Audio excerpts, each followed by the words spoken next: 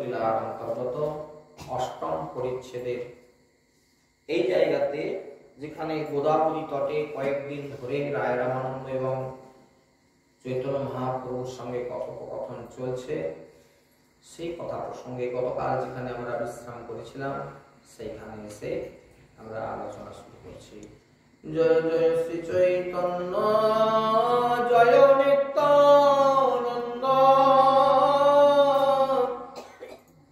জয় দ্বৈত চন্দ্র, জয় জয় গৌর ভক্ত।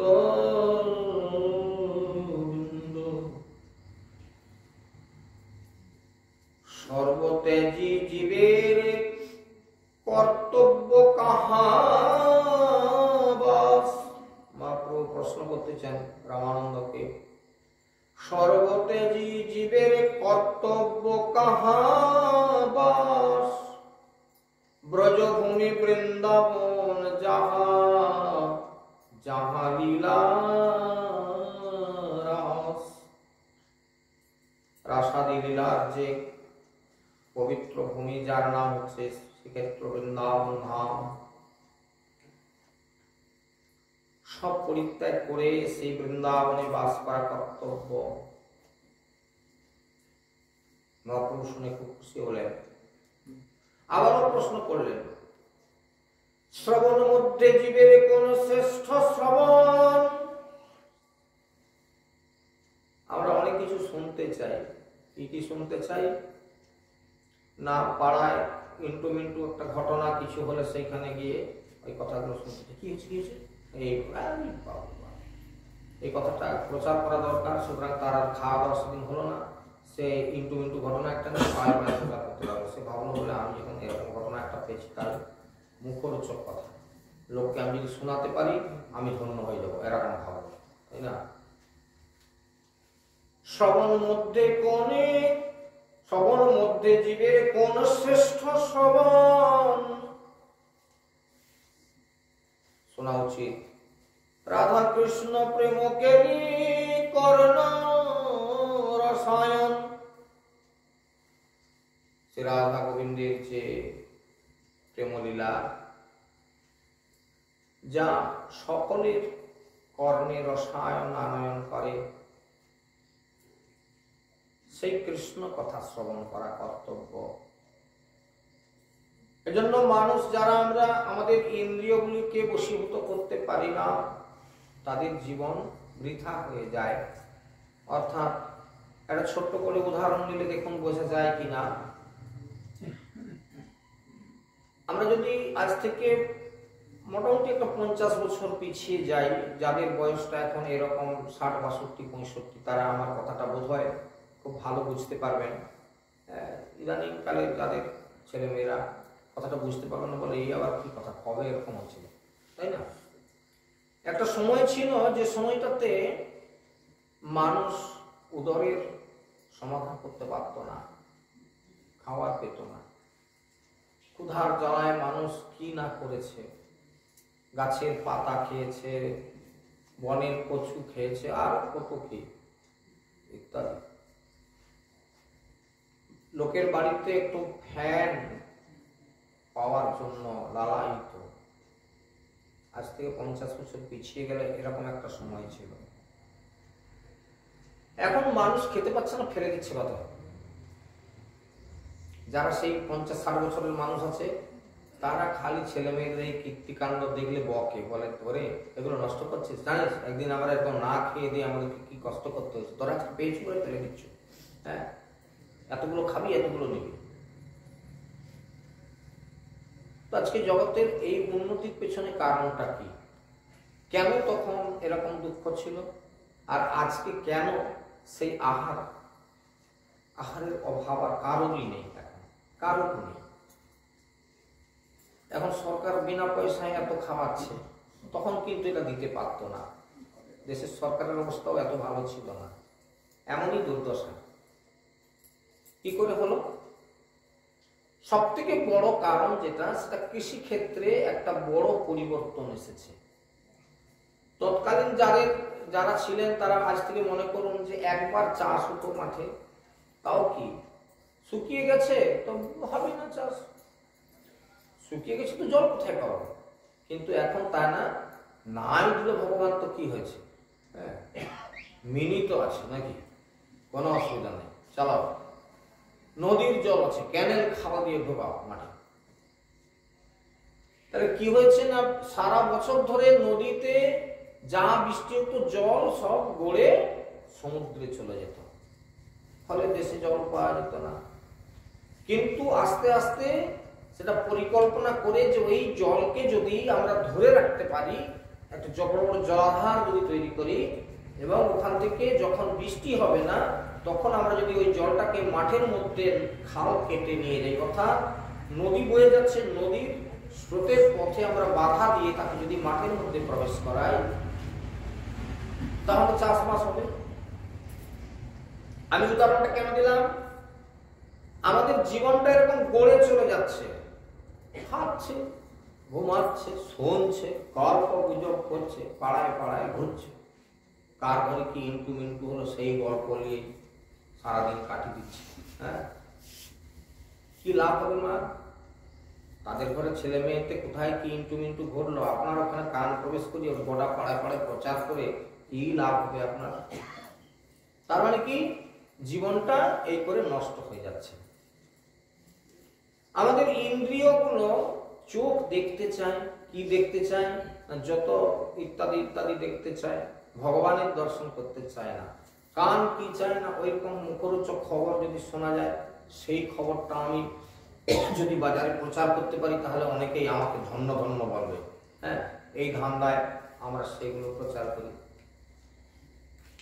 নাকে যে সুগন্ধটা পাই, দারুণ টেস্ট, এইসব।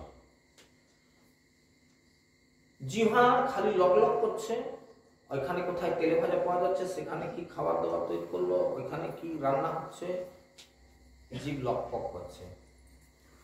এদের যে স্রোত, এই স্রোতটাতে বাধা দিতে হবে।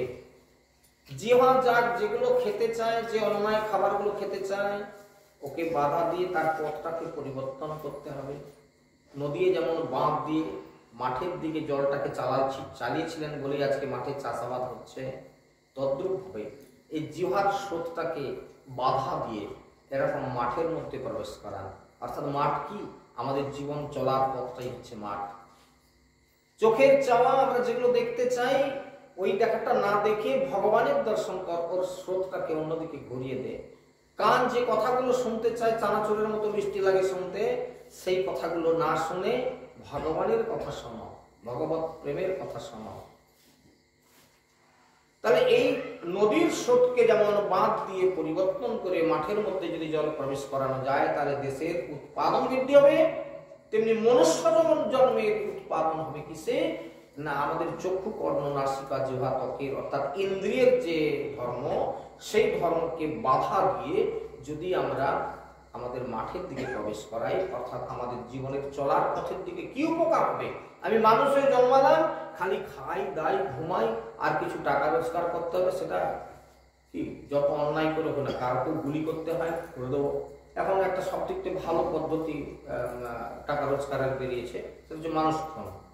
তবে দয়া করে আপনারা এই কথাটা কেউ মাথার মধ্যে নেবেন না, মানে বাবাজিও এমন মার খাবে যে আর তা খুঁজে পাওয়া যাবে না। বলে এই তো শিক্ষা দিচ্ছে, বলে খুন করো তাহলে অনেক পয়সা রোজগার হবে। কথা মিথ্যা না। এখন খুন করা সব থেকে ভালো পয়সা। বছরের মধ্যে একটা খুন করবেন, 5-7 লাখ টাকা পেয়ে যাবেন, খান না করো খাবেন। এটা শুনে কেউ লাফিয়ে উঠবেন না কিন্তু, দয়া করে। তো মানুষ এটা করতে দ্বিধা করছে না। হ্যাঁ, কাজকর্ম কিছু করতে হলো না, খাওয়া দাওয়া ঘুম, একটা এরকম ঘটনা পেয়ে যে এই লোকটাকে যদি তুমি ইত্যাদি করে দিতে পারো তাহলে তুমি 5 লাখ দিয়ে দেবো। চলো যাক, একটা কাজ করবো, একদিন বুক করে দিয়ে দেবো, বাস বসে বসে খাবো সারা বছর। তো যে কারণবশত মানুষের অবস্থা খারাপ হয়ে যাচ্ছে। একটা কথা মনে রাখবেন, গতকাল কেউ বলেছিলাম, সম্ভবত আপনাদের মনে আছে কিনা, কর্মগুলোর প্রতি মানুষ খুব সচেতন হবেন। এই কর্মের প্রভাব এমনই, কর্মের ফল পেতেই হবে, এবং যতদিন না সেই ফলটা ভোগ করেন ততদিন আপনার রেহাই নাই। একে মাথায় নিয়ে ঘুরতে হবে আপনাকে। সিরিয়াস থাকা উচিত প্রত্যেকে। ক্ষণিক সুখের আশায় আমার জন্য এরকম কোনো কাজ না করে ফেলি যে পাপের ফল ভোগ করতে আমাদেরকে জন্ম জন্ম করতে হবে। প্রতিটি মানুষের ভাবা উচিত আমাদের সৎ হতে হবে। কোন পথে আমাদের রোজগার করা উচিত এটা সম্পর্কে আমাদেরকে জানতে হবে। পয়সা রোজগার করা যায় বললেই উচিত না। এই জন্য সৎ পথে পরিশ্রম করে রোজগার করুন, কম রোজগার করুন, সুখী থাকবেন। আর অধিক রোজগারের ধান্দায় যারা আমরা আজকে লালায়িত ছুটে চলছি দুর্ভাবনা নিয়ে, এদের জীবন বৃথা হয়ে যাবে। আবার দেখুন, অনেকে কষ্ট করে রোজগার করে বটে কিন্তু ব্যয় করতে জানে না। এখন আপনারা কেউ হয়তো উঠে বলবেন ব্যয় করতে জানে না, তোমার কত টাকা আছে দাও না, কিরকম ব্যয় করতে জানিনি আমি, দেখি দেবো, কালকেই তুমি দাও না 2-5 লাখ, কালকেই সব খরচা করে দিচ্ছি। এটা বলা যায়। কোন পথে খরচা করবেন?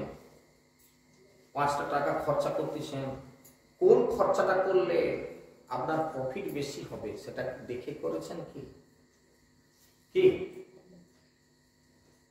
এখন তো সবাই পকেট থেকে গোছা গোছা টাকা দিয়ে দিচ্ছে, এরকম একটা নিল। এখন জান না রাস্তার ধারে এরকম কত কীর্তন চলছে, সকালবেলা দেখতে পাবেন যে তাদের একটু পাতা সব পড়ে আছে। মানুষ পয়সা রোজগার করেছে, সারাদিন ধরে খেটে হোক আর ধান্দা করে হোক রোজগার করেছে, ওই পয়সাগুলো ব্যয় করছে। এই দুটোই মানুষের পক্ষে অত্যন্ত কাল প্রভাব। এই জন্য প্রতিটি মানুষকে সিরিয়াস হতে হবে। চৈতন্য মহাপ্রভু রায় রামানন্দের সঙ্গে কথা প্রসঙ্গে রামানন্দের মুখ দিয়ে কথাগুলো আমাদের মতো মূর্খ জীবকে বোঝানোর জন্য বের করে দিলেন। এই জন্য বললেন কি, শ্রবণ মধ্যে জীবের কোন শ্রেষ্ঠ শ্রবণ, রাধা কৃষ্ণ প্রেমিকেরই কর্ণ রসায়ন। উপাস্যের মধ্যে কোন উপাস্য প্রধান, কিসের উপাস্য প্রধান? শ্রেষ্ঠ উপাস্য যুগল রাধা কৃষ্ণ নাম। উপাসনা কি করবেন? কয়েকদিন আগে এরকম একটা প্রসঙ্গ বলছিলাম না, আমরা ইদানিংকালে পাড়ায় পাড়ায় বিভিন্ন রকম পুজো আর্চা করি। কিছু মনে করবেন না, কে কি করছেন সেটা একটু ভালো করে বোঝার চেষ্টা করুন। আমাদের এখানে আমাদের পাড়াতে কালী পুজো খুব একটা হয় না, তাই না? আমরা কালী পূজা করলাম, পূজা করে কি হবে, কি পাবো, কি লাভ হবে, আমাদের কতটা উন্নতি হবে, এ কথা না ভেবে ঠিক আছে লাগাও কালী পূজা। ওই যে বলছিলাম না আমরা থেকে, যে মা বসে আছে সেই স্টেজের উপরে আর বাবারা সব তার নিচে। হ্যাঁ, এবারে কি কীর্তনটা হচ্ছে সেটা বুঝতেই পারছেন, সেবারে বলছিলাম আর বলবো না। তো নিচে সেই সব কীর্তন, কারণ এই মাকে পেয়েছি, মার প্রসাদ নিচ্ছে, মানে প্রসাদ খাচ্ছে ছেলেরা, এই জন্য এই পুজোটা করে লোকে, ভালো প্রসাদ পাওয়া যায়। এবার কি পাবো, আমাদের জীবের কি কল্যাণ হবে, কতটা করে এই সময়টা ওই অর্থটা ব্যয় করে যত কিঞ্চিত একটু যদি ভগবত আরাধনার ব্যবস্থা করতো, যদি একটু হরিনাম করতে পারত, পেয়ে যেত। আর এরা কি করলো, লোককে চাপ দিয়ে কিছু পয়সা নিল, ডিজে বাজিয়ে লোকের বুক ফাটালো, আর নিজেরাও নিজেদের বুক ফাটিয়ে নিয়ে ঘর চলে গেল। তাহলে মানুষে বুঝলো না। এই জন্য নবদা ভক্তির প্রথম ভক্তি হচ্ছে শ্রবণ। মানুষের শোনার দরকার আছে, যেটা আজ থেকে 5,500 বছর আগে পরাশর পুত্র ব্যাসদেব যেটা উপলব্ধি করতে পেরেছিলেন, ছিলেন ত্রিকালজ্ঞ পুরুষ, তিনি উপলব্ধি করেছিলেন জগতের মানুষকে যদি শাস্ত্র কথা না শোনানো যায়, তাহলে জগতের কল্যাণ কোনোদিন করা যাবে না। ও লাইটে দিলে কি হবে, লাইটই জ্বলতে থাকবে, লাইটের তলায় অন্ধকার করে চুপ করে বসে থাকবে। কি আপনারা এরকম ঘটনা শুনেছেন যে ক্যামেরা লাগানো আছে, ক্যামেরার দিকে ছাতা খাটিয়ে দিয়ে অপরাধ কর্ম চলছে, দেখেছেন? এরকম খবর পেয়েছিলেন কয়েকদিন আগে। তো জগতের অবস্থা ঠিক সেইরকম কিনা একটু লক্ষ্য করে দেখুন। রাস্তাঘাটের উন্নতি হলো, রাস্তায় আলোর বন্দোবস্ত হলো, কিন্তু মনে ময়লা গেল না। জগতের কল্যাণের দ্বারা হয় না। জগতের কল্যাণ করতে গেলে জগতের মানুষকে শাস্ত্র কথা শোনাতে হবে। এই শ্রবণ যদি কারো হয়, এর দ্বারা তার চেতনা ফিরবে, সেই চেতনা জাগৃত হলে তবে মনুষ্যত্বের সন্ধান পাবে। এর বেশি কোনো কথা হতে পারে না। চৈতন্য চরিতামৃতে কবিরাজ গোস্বামীপাদ মহাপ্রভুর সঙ্গে রায় রামানন্দ প্রসঙ্গে সেই কথাটা তুললেন। উপাস্যের মধ্যে কোন উপাস্য প্রধান, কার আরাধনা করতে হবে, কার উপাসনা করতে হবে? মুক্তি ভক্তি বাঞ্ছা শ্রেষ্ঠ উপাস্য যুগল রাধা কৃষ্ণ নাম। তাহলে এটি হচ্ছে শ্রেষ্ঠ। এই কারণে শ্রেষ্ঠ উপলব্ধি হচ্ছে, দেখুন এক একটা এই দুর্গা প্যান্ডেলে দুর্গা উৎসব হয়ে গেল, এরকম আপনাদের কাছে খবর আছে যে লক্ষ লক্ষ বলে আর এর সীমা দেখা গেল না, খরচা হয়ে গেল কোটির বাইরে। এরকম কিছু পুজো প্যান্ডেল আছে কোটির বাইরে খরচা হয়েছে। কিন্তু ওইখানে গেটের কাছে লেখা আছে অমুক পল্লী দুর্গোৎসব, অমুক পল্লীর দুর্গোৎসব। ওখানে কোটি টাকা খরচা করে একটা দুর্গোৎসব হচ্ছে। কিন্তু খুব কম পয়সা ব্যয়ে পাড়ার ছেলেরা পাড়ায় ভিক্ষা করে মায়েদের কাছ থেকে কিছু চাল পয়সা ভিক্ষা করে এরা একটু ভাগবত কথা করছে। এরকম হচ্ছে এই মাসে।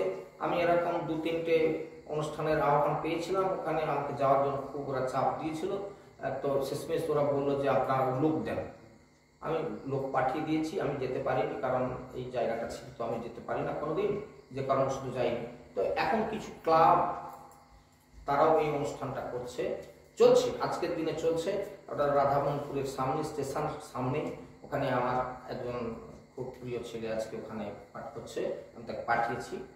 তো ছেলেরা করছে, এরা বুঝেছে যে কালী পুজো, দুর্গা পুজো, জগদ্ধাত্রী পুজো করে না করে এই কথা যদি করি তাহলে জগতের কল্যাণ হবে। তারা বুঝতে পেরেছে। ওই ছেলেগুলো আমাকে, ওদের ওখানে কয়েক বছর পাশাপাশি পাঠ করেছি, তো আমার খুব পরিচিত যে লোক, সে কারণে আমাকে ধরলো যে আমরা তাহলে জানি না, আপনি আমাদেরকে লোক দেন, 3 দিনের আপনাকে পাঠ করতে হবে, নাহলে 3 দিনের লোক দেন। তো আমি 3 দিনের জন্য 3 জন পাঠককে ঠিক করে দিয়েছি, ওরা পাঠ করছে। আমার ছেলেরাই ওখানে 3 দিন, আজকে যে আছে আমার একজন পাঠানো ছেলে পাঠ করছে, খুব ভালো ছেলে। তো যাই হোক না কেন, তাহলে আমরা কি দেখতে পেলাম, কতগুলো ছেলে তারা একটা ক্লাবের মাধ্যমে ওখানে একটা ভাগবত সপ্তাহ করছে, 1 সপ্তাহ ব্যাপী এই কার্তিক মাসে তারা ভাগবত করছে। এরকম সংখ্যা কম নেই। এই পাশে কেশপুরের একবারে প্রত্যন্ত কি জায়গাটা বললো আমাকে, বাড়িতে এসেছিল, আমার মনে নেই। তো সে ভদ্রলোক বললেন, আমি বলে আচ্ছা ঠিক আছে, আমি লোক ঠিক করে দিচ্ছি, আপনি এই নাম্বারে ফোন করুন। তারপর সে আমাকে বললো যে আপনি বললেন অন্য জায়গায়, আমার ওখান থেকে ফোন করছিল। আচ্ছা ঠিক আছে, তোমার ফাঁক থাকে তো তুমি একটু ভাই করে দাও। তো ও ওখানে করে দিল। কয়েকদিন আগে ওখানে গিয়েছিল প্রোগ্রাম করে, আমাকে ফোন করে বললো যে হ্যাঁ ওখানে প্রোগ্রামে গিয়েছিলাম।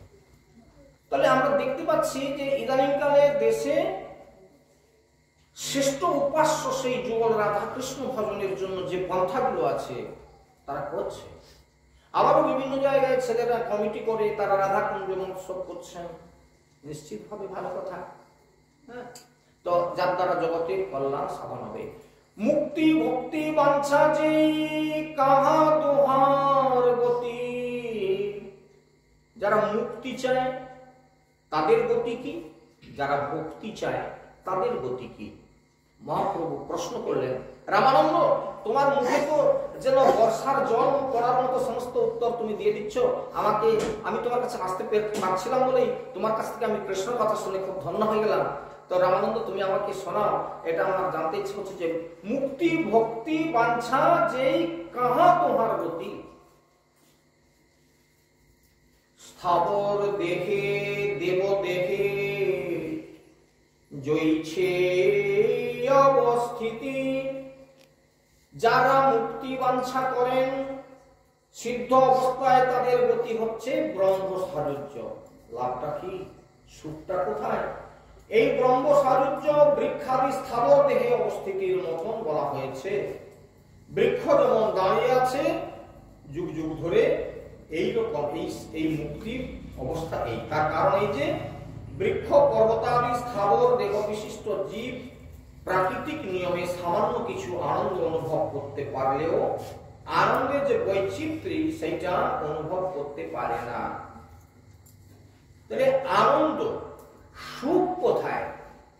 মুক্তি লাভ করে এরা ব্রহ্ম সাযুজ্য লাভ করতে পারবে বটে, কিন্তু ভক্তি, প্রেম ভক্তির যারা যে আনন্দ অনুভূত হয়, একজন কৃষ্ণ ভক্ত হরিনাম করে হরিকথা শুনে এতটা প্রেম লাভ করতে পারে, আনন্দ লাভ করতে পারে, সেখানে ওই মুক্তির আনন্দ একেবারেই তুচ্ছ হয়ে যায়। সুতরাং রামানন্দ মহাপ্রভুর প্রশ্নের উত্তরে এই কথা বললেন যে স্থাবর দেহে দেব দেহে জয়ছে অবস্থিতি। প্রসঙ্গত বর্ণনা করছেন কারা এই মুক্তি চাচ্ছে আর কারা প্রেম ভক্তি পাওয়ার জন্য চেষ্টা করছে, ভগবানের আরাধনা করবার চেষ্টা করছে কারা। দেখুন মহাপুরুষ কথা বলছেন কবিরাজ গোস্বামী পাদের লক্ষণীতে, বলছে অরসজ্ঞ কাক চুষে জ্ঞানে বিম্ব ফলে, আর রসজ্ঞ কোকিল খায় প্রেমাম্র কুলে। অরসজ্ঞ কাক, কাক রসিক লোক নয়, এরা কর্কশ লোক। কি খায়? জ্ঞান রূপ নিম্ব ফল। এই নিমটি তো যদি খাও শরীর ভালো থাকবে, 80% ব্যাধি চলে যাবে। হ্যাঁ, এই জন্য নিয়মিত তেতো খাবে, নিম খাবে। তো কাক খালি নিম খাচ্ছে, নিম ফল খায় ব্যাধি কাটবার জন্য, তার সুখ হচ্ছে না, নিম ফল খেয়ে সুখ হচ্ছে না, তিতা লাগে। অর্থাৎ বেরসিক। আর রসিকজন কোকিল সে কি খাচ্ছে না? প্রেমাম্বর্ণ কুলে খাচ্ছে। অভাগিয়া জ্ঞানী আস্বাদয়ে শুষ্ক জ্ঞান, আর প্রেম কৃষ্ণ প্রেমামৃত পান করে ভাগ্যবান। অভাগিয়া জ্ঞানী, অভাগিয়া জ্ঞানী, কৃষ্ণ প্রেম নাই, এই আমার মতন এরকম দুপাতা পড়ে নিয়ে দেশে দেশে কিনা গ্রন্থ বগলে করে নিয়ে ভাগবত পাঠ করে বেড়াচ্ছি। আমি ভাগবতের রসও বুঝি না, কিছু না, ওই দুপাতা পড়া আছে, 5 জনের কাছে গিয়ে বক্তৃতা করতে পারবো এইটুকু পর্যন্ত। অর্থাৎ আমি রস পাচ্ছি না, রোজগারের ধান্দা নিয়ে বগলে করে নিয়ে ঘুরছি গ্রন্থ। তার মানে এরা হচ্ছে অরসিক কাকের মতন অবস্থা। আনন্দ পায় না বটে, কিন্তু পয়সা কিছু রোজগার হয়, সেই ধান্দায় ঘুরে বেড়ায়। এই জন্য বলা হচ্ছে অভাগিয়া জ্ঞানী। যারা জ্ঞানী লোক ভারী অভাগা লোক, কারণ এরা খালি জ্ঞানের বহর নিয়ে খালি ঘুরে বেড়াচ্ছে। জানো এই সেই ব্যাপার, তোমরা তো বুঝো নি, খালি এইসব গ্রন্থে অমুক কথা আছে তমুক কথা আছে। কৃষ্ণ প্রেম কাহা। এই জন্য নয়নানন্দ দাস বাবাজি মহারাজ বললেন, বেদ বিদ্যা দুই কিছু নাহি জানত, বেদ বিদ্যা দুই কিছু নাহি জানত, সে যদি গৌরাঙ্গ করে সার। বেদ পাঠও করে না, কোনো বিদ্যা বুদ্ধিও নাই, এমন কিছু সে লেখাপড়াও জানে না, সে যদি গৌরাঙ্গ করে সার। শুধু যদি মনে মনে সে হা গৌর করে ডাকতে শেখে, ডাকতে ডাকতে সে যদি চোখের জলে ডাকে হা গৌর, ব্যাস নয়নানন্দেতে বনে সেই তো সকলে জানে, সর্বসিদ্ধি করতলে তার। হাতের মুঠার মধ্যে তার সমস্ত প্রকার সিদ্ধি। কি চাও তুমি? যাদের এরকম গৌর প্রেম হয়ে গেল, হা গৌর বলে কাঁদতে শিখে গেল, তাদের পড়াশোনা কিছু নেই, তাদের জ্ঞানগম্য কিছু নেই, বড় বড় বক্তৃতা করতে পারে না, শুধু হা গৌর বলে কাঁদতে শিখেছে যারা, এরাই তো সব পেয়ে গেল। নয়নানন্দ দাস বাবাজি মহারাজ বলছেন, এই মতো দুইজনে কৃষ্ণ কথা রসিক। রায় রামানন্দের সঙ্গে মহাপ্রভুর এইরকম কথোপকথন কয়েকদিন ধরে চলল। নিত্য গীত রোদনে কইল রাত্রি শেষে, সন্ধ্যাবেলা যে যার কাজকর্ম সেরে গোদাবরী তটে এসে হাজির হয়, আর একান্তে বসে কৃষ্ণ কথা বলতে বলতে এইরকম প্রেমে ভাসতে ভাসতে, রোদন করতে করতে, চোখের জলে দুজন দুজনকে প্রেমালিঙ্গন করতে করতে রাত্রির পর রাত্রি কাটতে লাগলো।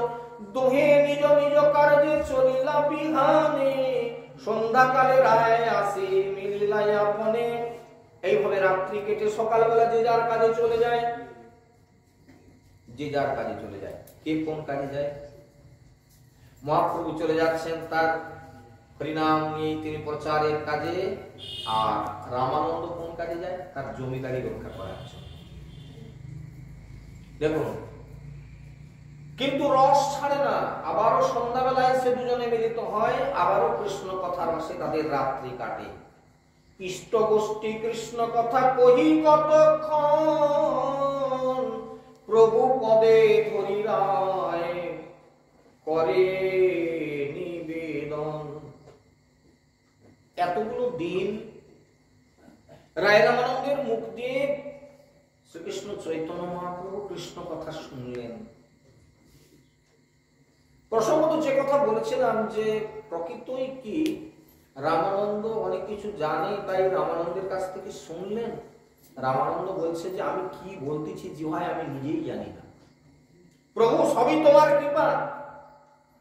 প্রথম যেদিন এই প্রসঙ্গটা শুরু করি সেদিন আপনাদেরকে একটা উদাহরণ দিয়ে বলেছিলাম, সমুদ্র নদী নালা থেকে জলাশয় থেকে প্রতিটি মুহূর্ত জল বাষ্প হচ্ছে, ওই বাষ্পটা মেঘে পরিণত হচ্ছে, মেঘ থেকে আবার বৃষ্টি হচ্ছে, ওই বৃষ্টির দ্বারা আবার নদী নালা খাল বিল পরিপুষ্ট হচ্ছে।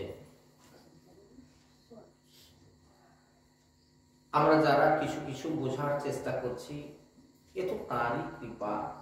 আজকে যারা যে কজন এখানে এসে বসে আছেন, জগতে অনেক মানুষ আছে, সেই অনেক মানুষের মধ্য থেকে যে মুষ্টিমেয় কয়েকজন এখানে এসে বসে আছেন। কেন বসে আছেন, কেন বসছেন এখানে এসে? কারণ তারা কিছু বুঝতে পেরেছে যে জগতে এক কৃষ্ণ কথা, ভগবত আরাধনা ব্যতীত আর দ্বিতীয় কোনো ভালো রাস্তা খোলা নেই। তাই অনেক কষ্ট করে অনেকে অনেকগুলো দূর দূর গ্রাম থেকে এসেছেন। আমি গতকালকেও বলেছিলাম যে আমার এক সময় কষ্ট হয় যে এরা, আমরা বাড়িতে গিয়ে খেয়ে ঘুমিয়ে পড়ি, এরা তখনও বাড়িতে পৌঁছতে পারে না। তো তারা এত কষ্ট করে কেন আসেন না? তারা বুঝেছেন যে কৃষ্ণ কথা ব্যতি রেখে আর কোনো ভালো রাস্তা খোলা নাই এই মনুষ্যত্ব অর্জন করবার জন্য। সেই জন্য ইষ্টগোষ্ঠী কৃষ্ণ কথা কহি কতক্ষণ, প্রভু পদে ধরি রায় করে নিবেদন। রায় রামানন্দ ইষ্টগোষ্ঠী করতে করতে কয়েকদিন এরকম কাটলো। অবশেষে রায় রামানন্দ, যে কিনা এত বড় জ্ঞানী বলে প্রকাশিত, যে মহাপ্রভু তার কাছ থেকে এত প্রশ্ন করছেন, এত কথা শুনতেছেন, এবং শুনতে শুনতে মহাপ্রভুর অত্যন্ত প্রেম হচ্ছে, অতি আনন্দ পাচ্ছেন তিনি, যে খুশি হলাম রামানন্দ, তোমার কথা শুনে আমি খুব খুশি হলাম। কিন্তু আজকে রামানন্দ মহাপ্রভুর চরণে ধরে কিছু কথা নিবেদন করলেন। সেই প্রার্থনা, সেই আকুতিটা কি? কৃষ্ণ তত্ত্ব, রাধা তত্ত্ব, প্রেমের তত্ত্ব সার, আর রস তত্ত্ব, লীলা তত্ত্ব বিবিধ প্রকার। মহাপ্রভুর চরণে ধরে রায় রামানন্দ বলতে চাইলেন, আপনি আমাকে প্রশ্ন করলেন যে সাধ্য বস্তু কি? সেখানে একদম সর্বশ্রেষ্ঠ সাধ্য বস্তু কান্তা প্রেম। স্বামী স্ত্রীর মধ্যে যে সম্বন্ধ, যেটাকে কান্তা প্রেম বলা হয়েছে, সে কান্তা প্রেম শ্রেষ্ঠ। যে প্রেমের মধ্য দিয়ে ভগবানকে অতি কাছে এবং অতি আনন্দের সঙ্গে প্রাপ্ত হওয়া যায়। তার মধ্যে আবার কিছু নিগূঢ় কথা, যে একেবারে এই প্রেমের অন্ত কোথায়? এখন স্বামী স্ত্রী হলেই কি আর প্রেম আছে? স্বামী স্ত্রী আছে, প্রেম নাই। শাঁখা সিঁদুর আছে, স্বামী নাই। কোথাও ভুল বললাম নাকি? অনেককে দেখবেন শাঁখা সিঁদুরকে ঘুরতেছে, স্বামীর সন্ধান জিজ্ঞাসা করবেন, সে জানে না। এক আধটা নয়, এরকম হাজার হাজার চলছে জগতে, হাজার হাজার আছে। শাঁখা সিঁদুর আছে, স্বামী নাই। কেন নাই? কারণ প্রেম নাই। সেই প্রেম তত্ত্ব নিগূঢ় ভাবে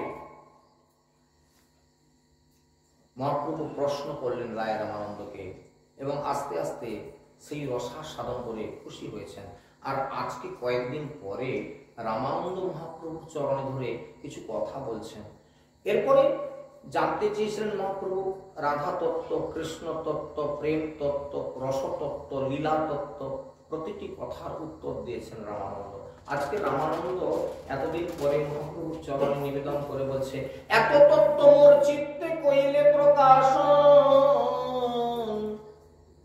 এত সব তত্ত্ব কথা তুমি আমার জিহ্বা দিয়ে বলালে। ব্রহ্মারে বেদে যেন পড়াইল নারায়ণ। একদিন নারায়ণ ব্রহ্মাকে বেদ পাঠ করিয়েছিল, ঠিক তেমনি আপনি কৃপা করে আমার জিহ্বা দিয়ে বলালেন। আসলে আমাদের এই জিহ্বাটা পরিচালনা করার জন্য তো আরেকজন আছেন। এখন হারমোনিয়াম আছে, আমরা যদি হারমোনিয়াম বাজাতে না জানি তাহলে হারমোনিয়াম পড়ে থাকবে। যন্ত্র যদি পড়ে থাকে লক্ষ জনার মাঝে, যন্ত্রিকা বিহনে যন্ত্র কেমন করে বাজে। আমি হলাম তোমার যন্ত্র, তুমি যন্ত্রধারী, কৃপা করে আমার যন্ত্র বাজাও হে মুরারি।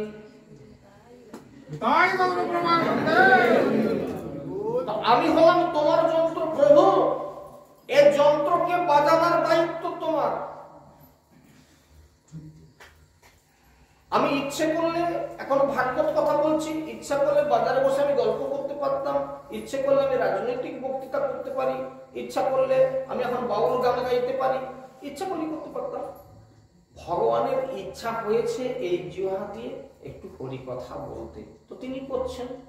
আমার কিছু কৃতিত্ব নাই, এর মধ্যে আমার কোনো কৃতিত্ব নাই। ভগবানের ইচ্ছা, যার জিহ্বাকে দিয়ে যেটা বলাবেন সেটা তার ইচ্ছা, এবং সেটা কেন করা না আমাদের ইচ্ছার উপরে নির্ভর করে। আমরা যদি ইচ্ছা করি তাহলে আমাদের ইচ্ছাটাকে তিনি পূর্ণ করেন, আর সেই পূর্ণ করা কল্পে তিনি কৃপা করে আমাদেরকে সেই কথাগুলো বলিয়ে দেন। আবারও তিনি যদি এখন ইচ্ছা করেন তাহলে দেখা যাবে যে আমরা কোথাও রাস্তার ধারে ঘুমাতেও পারি, ইচ্ছা। সুতরাং আমাদের ইচ্ছাকে তিনি মান্যতা প্রদান করেন। তো আজকে বলছেন যে এত তত্ত্ব মোর চিত্তে কইলে প্রকাশন। রামানন্দ বলছেন যে ব্রহ্মারে বেদে যেন পড়াইল নারায়ণ, অন্তরে আমি ঈশ্বরের এই রীতি হয়, বাহিরে না কহে বস্তু প্রকাশে হৃদয়ে। বাইরে জ্ঞান নাই, কিন্তু বস্তুর প্রকাশ হচ্ছে অন্তরের মধ্যে বলে একটি শ্লোক তুললেন। এই শ্লোকটি কোথা থেকে নিলেন? শ্রীমদ্ ভাগবতের একেবারে প্রথম অধ্যায় থেকে। দেখুন কি বলছে। জন্মান্তস্য যতন্নয়াদিতরাতিশ্চত্তে সবিজ্ঞ সরাট তেনে ব্রহ্ম হৃদাদ আদি কপয় মুজ্জন্তি যৎশ্রয় তিরবারি মিজং যথা বিনিময় যত্রতি সর্বম মৃষা ধাম্না সেন সদা নিরস্ত কুহকং সত্যং পরং ধীমহি। কি অদ্ভুত জায়গাটাকে তুলে দিলেন, যার অর্থটা কি মোটামুটি একটা, যিনি এই সৃষ্ট বস্তু মাত্রই সৎস্বরূপে বর্তমান আছেন বলে ওই সমস্ত বস্তুর অস্তিত্ব প্রতীতি হচ্ছে, এবং অবন্ত অর্থাৎ আকাশ কুসুমাদি অলিক পদার্থে যার কোনো সম্বন্ধ নাই বলে এই তৎসমুদায়ের সত্তার উপলব্ধি হচ্ছে না। ফলত কি না, ধামনা সেইন সদা নিরস্ত করকং সত্যং পরম ধীমহি। সত্যং মানে সত্য স্বরূপ, পরম মানে পরমেশ্বরকে, ধীমহি মানে ধ্যান করা। তাহলে সত্যব্রতং সত্যপরং ত্রিসত্যং সত্যস্য জনৈক নিহতং চ সত্যে, সেই সত্য বস্তুকে জেনে এই জগতের মাঝে উপলব্ধি করান, তিনি সত্তার স্বরূপ। এবং সেই সত্তাকে জানার জন্য মহাপ্রভু কি বলছেন রায় রামানন্দ যে আমার এর মধ্যে কোনো কৃতিত্ব নাই, আপনি কৃপা করে আমার এই জিহ্বা দিয়ে সেই কথাগুলো আপনি বলিয়ে নিজে শ্রবণ করে নিজে আনন্দ পাচ্ছেন। কারণ কি, আনন্দ তখন হয় ভগবান তার কথা শুনতে অত্যন্ত ভালোবাসেন, অত্যন্ত ভালোবাসেন। এবং ভগবান দেখলেন যে আমার এই ভালো লাগাটা আমার কি করে চলবে, আমার ভালো লাগে আমার কথা শুনতে, আমার লীলা কথা শুনতে আমার ভীষণ ভালো লাগে। যে কারণবশত ভগবান যে কথা বলছেন কি না, তুলসী কানন যত্র, যেখানে তুলসী বন আমি সেখানে বাস করি, যত্র পদ্ম বনা নিচ, পদ্ম ফুলের বন যেখানে হয় তার সুগন্ধ আমার অত্যন্ত ভালো লাগে, আমি সেখানে বাস করি। আর কোথায়? পুরাণ পঠন যত্র তত্র সন্নিহিত হরি, যেখানে পুরাণ পাঠ হয়, যেখানে আমার কথা কীর্তন হয়, তত্র সন্নিহিত হরি, আমি তার কাছে গিয়ে বসে পড়ি। এই যে ভগবান জানতে পেরেছেন যে এখানে 1 মাস ধরে হরিবাসর চলছে, সে বলে কে কখন আসবে না আসবে, ওরা ওদের আসুক, কাজকর্ম গুছিয়ে আসবে, আমার তো আর অন্য কিছু কাজ নেই। তো আমি অন্তত সন্ধ্যা আসন তো পাতা হয়েছে, কম্বলে গিয়ে তাড়াতাড়ি বসে যাই, তারপরে যে আসবে পিছন দিকে বসবে, আমি সামনে বসি, কেননা পেছন দিকে বসলে ভালো শুনতে পাবো না, কোথায় এরকম করবো, আগের দিকে কে লম্বা লোক বসে যাবে, কেন কি মারবো, তার থেকে আমি সামনে বসে যাই। ভগবান বললেন। তো দেখুন ভগবান বলছেন তো এই কথা, তুলসী কাননামি যত্র যত্র পদ্মবনানি চ পুরাণ পঠনামি যত্র তত্র সন্নিহিত হরি, তার সামনে হরি এসে বসে, অন্য জায়গায় না, পিছন দিকে বসবে না। আমাদের মতো কিছু ছেলে আছে, আমরা ক্লাসে ঢুকলাম, দেখলাম যে গোটা সিট খালি আছে, প্রথম দ্বিতীয় তৃতীয় চতুর্থ পঞ্চম বেঞ্চি খালি আছে, আমি 6 নম্বর 7 নম্বর বেঞ্চে পিছনের দিকে বসলাম, কারণ আমি তো জানি যে আমি গন্ডগোলা লোক, আমি ফুগলি বাড়ি। সামনে বসলে মাস্টারমশাই জিজ্ঞাসা করবে, কিছু পড়া দিবে, লিখতে হবে, আমি ঘুমাবো, বসে বসে লিখবো নি, পড়বো নি, শুনবো নি, কাকে টোনটিং করবো, কাকে ঢিল মারবো, এই ধান্দা তো আমার, তো আমি পিছন দিকে বসবো। ভগবান বলে আমি তো সেই লোক না, আমি একদম সামনে কম্বল পাতা আছে, যখন কে কখন আসবে আসুক, ওরা আসবে তখন পিছন দিকে বসবে, আমি সামনে বসে যাই, তত্র সন্নিহিত।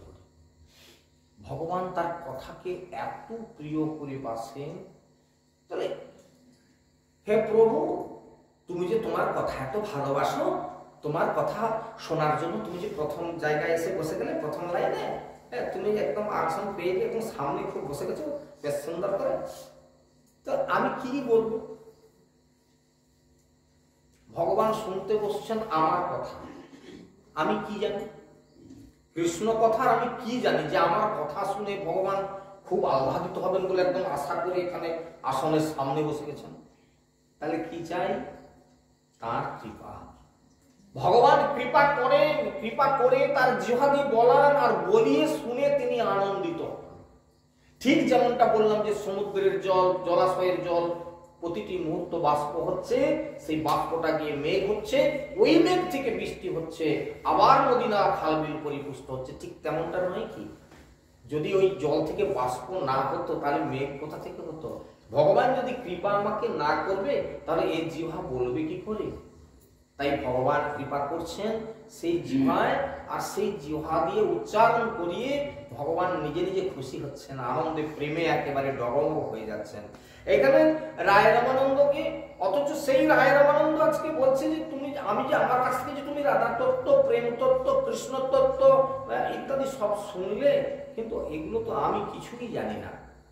যেমন আপনি একদিন ব্রহ্মাকে বেদ শিক্ষা দিয়েছিলেন, ঠিক তদ্রূপ আপনি কৃপা করে আমার জিহ্বা দিয়ে বলিয়ে আপনি শ্রবণ করতেছেন, আমার আদপেও কিছু নেই।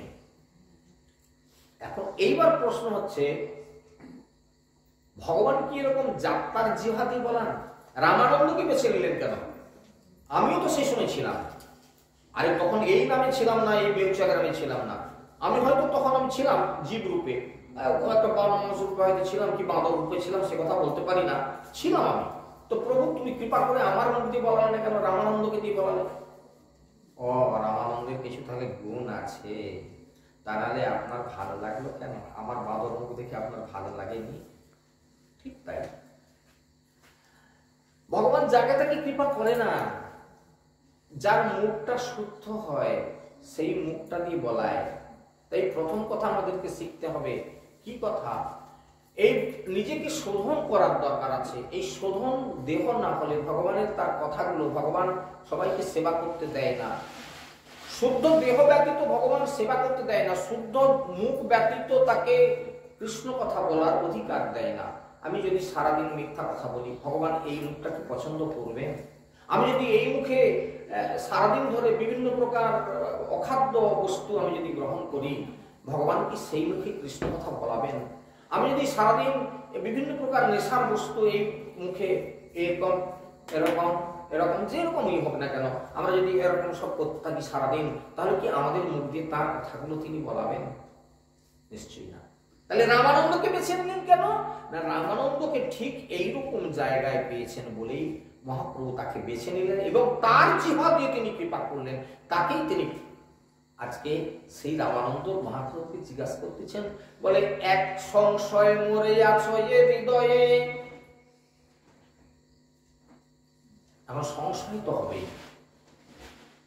আচ্ছা বলুন, আমি যে কথা কোনোদিন বলিনি, যে কথা কোনোদিন পড়াশোনা করিনি, সেই কথা যদি আজকে আমি মুখ দিয়ে বলি, তাহলে আমার নিজেরই সংশয় হবে না? এ কথা আমি শিখলাম কবে? আজকে রামানন্দের ভাবটা ঠিক সেই, যে আমি যে এত কথা বলে যাচ্ছি মহাপ্রভুর সঙ্গে, এত সব তত্ত্ব একের পর এক মহাপ্রভু জিজ্ঞাসা করতেছেন, আমি উত্তর দিচ্ছি। আমি তো এই কথা কোনোদিন শুনিনি, আমি তো এই কথা কাউকে কোনোদিন বলিনি, তাহলে আজকে এই কথাগুলো আমার মধ্য থেকে বেড়াচ্ছে কি করে? এখন মহাপ্রভুকে সে প্রশ্ন করতেছেন রায় রামানন্দ, বলে এক সংশয় মরে আছে হৃদয়ে। কি সংশয় বাবা তোমার? কৃপা করে কহ মরে তাহার নিশ্চয়, পহিলে দেখুন তোমার। এইবার দেখুন মজাটা, কে কথা বললো দেখুন। এখন রায় রামানন্দ সেরকম লোক বটে, কি যিনি ভগবানকে এতদিন পরে চিনতে পেরেছেন। পহিলে দেখিনু তোমার সন্ন্যাসী স্বরূপ। প্রথম যখন কথা বলতে আরম্ভ করি তখন তুমি একজন সাধারণ সন্ন্যাসী, তুমি নিজেকে লুকাবার জন্য বললে আমি মায়াবাদী সন্ন্যাসী, সেরকম কিছু জানি না, তোমার কাছে এলাম নাম শুনে। সার্বভৌম ভট্টাচার্য আমাকে পাঠিয়ে দিল তোমার কাছে, বললো যে রায়ের আমি একটু সার্বভৌম ভট্টাচার্যের কাছে কৃষ্ণ কথা শুনতে গিয়েছিলাম। তো সার্বভৌম ভট্টাচার্য বললো যে আমি কৃষ্ণ কথা সেরকম জানি না, আমার সেরকম জ্ঞান নাই, তো আপনি যদি কৃপা করে রায় রামানন্দের কাছে যান, গোদাবরী তটে গেলে তার সঙ্গে দেখা হয়ে যেতে পারে, তো সেখানে যান, তাহলে তার কাছে আপনি কৃষ্ণ কথা শুনতে পাবেন।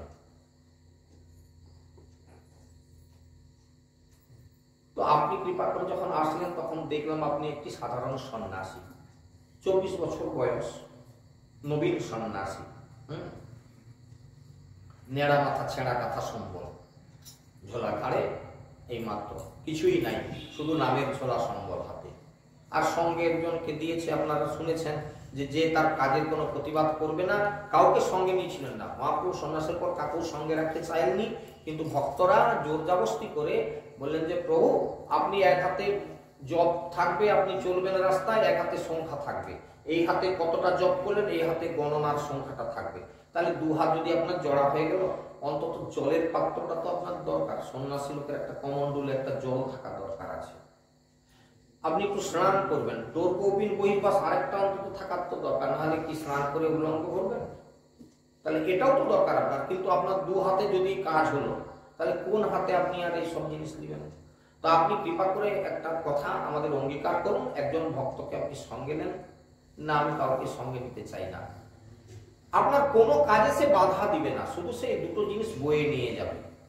যখন আপনার দরকার হবে কমণ্ডলটা দিবে, যখন আপনার এক প্রস্ত ডোর কৌপিনের দরকার হবে সেটা সে দিবে, বাকিটা সে গুড়িয়ে সেটা ধুয়ে কেচে আবার সে বগলে করে নিয়ে ঘুরবে, এই তার কাজ হবে। আপনার কোনো কাজে বাধা দিবে না, আর সে কোনো কথাও বলবে না আপনার সঙ্গে।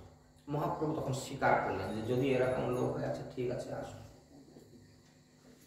সেই সন্ন্যাসীর সঙ্গে এইরকম একটি লোক আছে, তার উল্লেখ কিন্তু গ্রন্থে কদিন ধরে আলোচনা চলছে, তার উল্লেখ কোথাও দেখেছেন যে তিনি একটা কথা বললেন যে প্রভু এখানে অনেক বেলা হয়ে যাচ্ছে, চলুন, সন্ধ্যা হয়ে গেল, খাবেন কখন, চলুন? কিচ্ছুই বলে না, সে বসে আছে। তো আছে কোথায়? ওই উপাসে কি গো?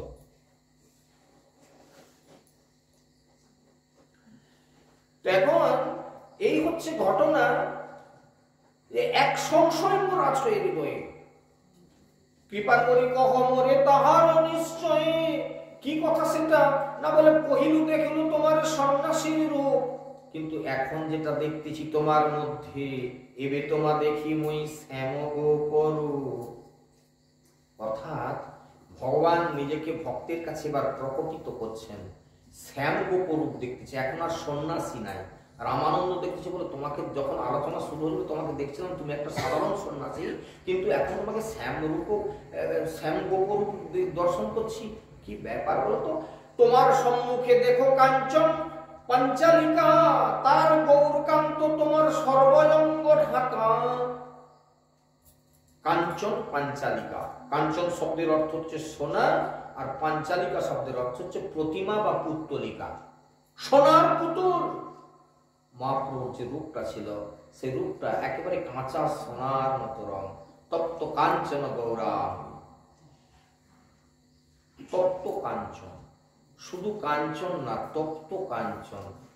একটা সোনাতে খাদ না দিলে, কখনো খাদ না মিশালে কখনো গহনা গড়ানো যায় না, কিন্তু যখন ওটাকে গলিয়ে দেওয়া যায়, উত্তপ্ত করা হয়, তখন খাদটা সরে যায় ওখান থেকে, তখন সেই উত্তপ্ত সোনার রংটা একেবারে উজ্জ্বল হয়ে যায়। কাঁচা সোনার মতো গায়ের রং। তো তোমার সম্মুখে দেখো কাঞ্চন পাঞ্চালিকা, তার গৌর কান্তে তোমার সর্বঙ্গ ঢাকা, তাহাতে প্রকট দেখি সবংশী বদন, নানাভাবে চঞ্চল তাহে কমল লোচন। এই সব দেখে আমার মনে হয় রায় রামানন্দ এবার ভগবানকে চিনতে পেরেছেন যে তুমি কে। আমাকে পরিচয় দিয়ে ঢুকেছিলে আমার কাছে সামান্য সন্ন্যাসী বলে, কিন্তু তুমি বাবা সাধারণ লোক নয়, তুমি ভারী গোলমাল লোক আছো। হ্যাঁ, এবার চিনতে পেরে গেছে। বলে এইসব দেখে আমার মনে ঘোরতর সন্দেহের একটা উদ্রেক হয়েছে, এবং সেই সন্দেহটা যদি আপনি কৃপা করে নিরসন করেন। ভগবান ভক্তের কাছে খালি লুকাবার চেষ্টা করে, কিন্তু ভক্ত এত চালাক লোক, ভক্ত এত চালাক হয় যে কোনো চালাকি ভগবানের চলে না। ভক্ত এত চালাক যে সে ভগবানের সব চালাকির উপরে। এই জন্য ভগবান ধরা পড়ে যায় ভক্তের কাছে। তোমার জারি জুড়ি আমি সব বুঝতে পেরে গেছি। কি তাহলে ভক্ত বড় শক্ত, এ ভগবানের উপরে আছে। এই জন্য ভগবান কোনোদিনই লুকাতে পারে না। তো এখন প্রভু আত্মগোপন করবার উদ্দেশ্যে বলতেছেন যে রামানন্দ, তো প্রথমে আমাকে তুমি যে সন্ন্যাসী দেখছিলে, এখনো তো আমি সেই সন্ন্যাসী আছি। ওটা দিকে তুমি কি কাঞ্চন প্রতিমা দেখতেছ, গৌরকান্ত দেখছো, আর কোথায় কি বাঁশি বাজানোর মূর্তি দেখতেছ? কি এই তো আমি, সেই তো তোমার কাছে। এইসব তুমি যেগুলো বললে এগুলো ঠিক কথা নয়, এবং এটা তোমার ইষ্টদেবের স্ফূর্তি। কি কথা বললেন? ইষ্টদেবের স্ফূর্তি। সেই ইষ্টদেব কি? আমরা প্রসঙ্গত এই জায়গায় সাধন ভজন যে যার করেন, পুজো পাঠ যে যার করেন, কিন্তু এটাই হচ্ছে অনুভূতি। সাধক দেহের এইটা অনুভূতি। কি অনুভূতি?